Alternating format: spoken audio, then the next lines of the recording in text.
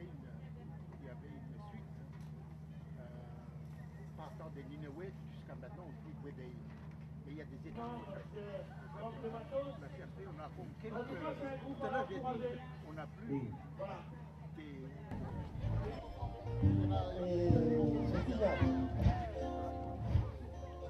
Voilà, Mamie. Comme les mariages. Donc sur scène, fusion. Edouard Wamaï, bonsoir, Païdou. Merci donc d'accepter ce petit échange. Alors on est aujourd'hui à Tchan, ici sur le terrain des jeunes de Kwanono.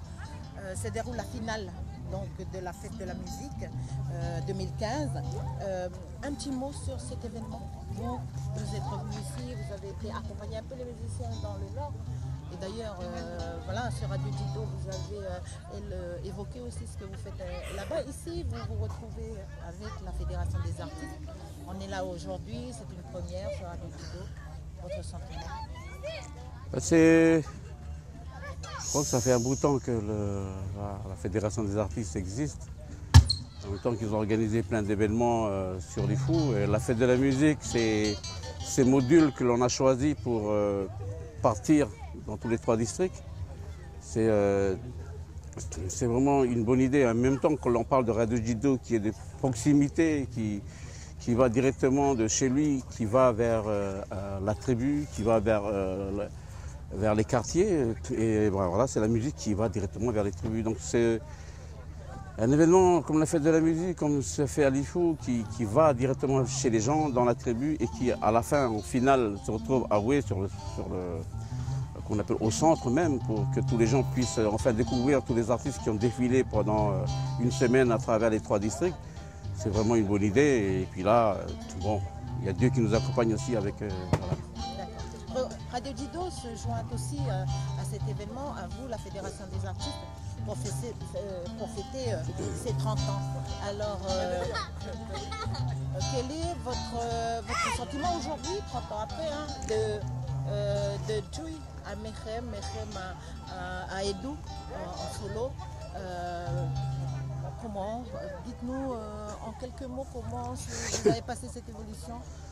30 ans, je dis que Dido, elle était souvent l'ombre de l'individu, ou souvent l'individu, et l'individu devient l'ombre. Donc souvent, on s'est joué à ce jeu-là depuis 30 ans. Souvent, Dido a toujours été là pour nous accompagner. Donc moi, personnellement, de Joui, hier j'ai fait une chanson un petit peu sur Célestin. C'est quand même un peu le leitmotiv un petit peu au départ de cette création, de cette dynamique musicale qui est sortie de Djoulou. Ensuite, on est arrivé à Mechem. Mechem qui a fait son bout de chemin à travers toutes les générations, parce que je tiens à dire que Mechem, c'est toutes les générations qui ont défilé depuis le mien, qui a aujourd'hui 50 ans, à Chacha maintenant, qui a presque 30 et quelques. Donc, toutes les générations ont défilé là-dessus. Donc, c'est toute une histoire de génération, c'est toute une histoire de transmission aussi, à travers les valeurs, à travers les choses que les vieux nous ont données, nous ont léguées. Donc, c'est en 30 ans de cette histoire, je pense que Radio Dido a très bien aussi accompagné ces 30 ans de transmission. Il n'y a pas seulement transmission des ondes, mais transmission aussi des savoirs, des gestes, des écoutes, de plein de choses. Voilà. On est là en live, aujourd'hui avec les nouveaux supports qui viennent, donc c'est plus un problème aussi pour les artistes de vendre les produits, parce que voilà, il y a des téléchargements aujourd'hui, donc ce genre de plateau serait plus bientôt pour en plus en direct. Il faut privilégier le live maintenant. Maintenant, avec tous les supports vierges qui sortent et qui se fait pirater, je veux dire entre autres que les gens puissent enregistrer, c'est souvent compliqué maintenant. Le marché du disque s'est vraiment écroulé. Là, c'est clair qu'on n'en gagne plus comme des royalties comme il y a 10 ans. Moi, et même aussi au niveau des droits, c'est compliqué. Aujourd'hui, le live, il faut.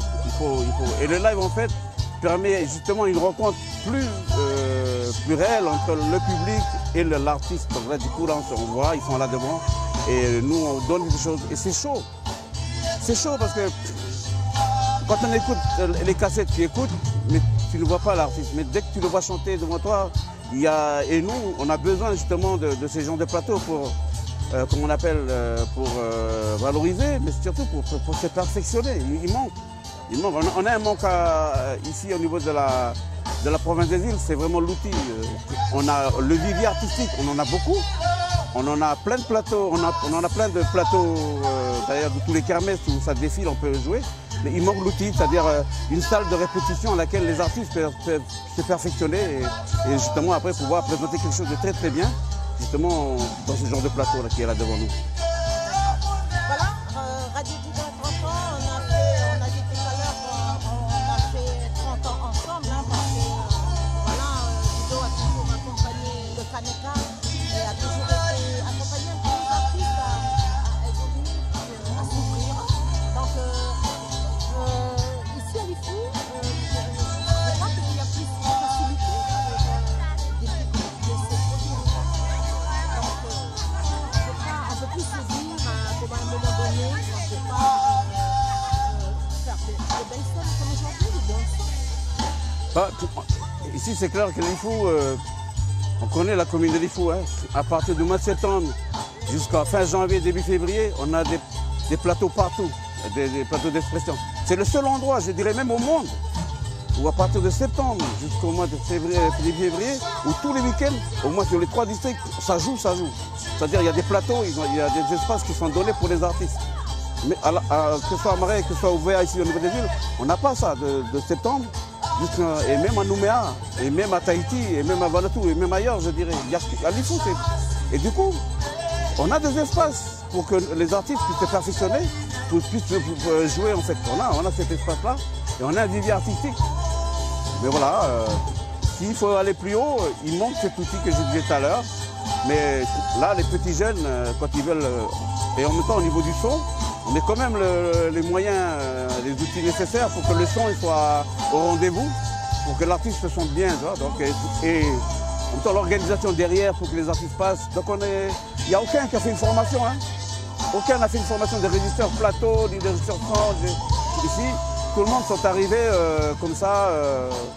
Et c'est voilà, d'expérience en expérience que l'on acquis un petit peu ce genre de métier que l'on maintenant on va dénommer. Ça c'est un régisseur plateau, ça c'est un régisseur retour, ça c'est des backstage, donc il y a plein de choses qui se lient. Mais là on a des artistes aussi. Voilà, c'est tout ça. On a partagé avec d'autres groupes aussi et tout le monde a émis le souhait qu'on ait un petit studio ici.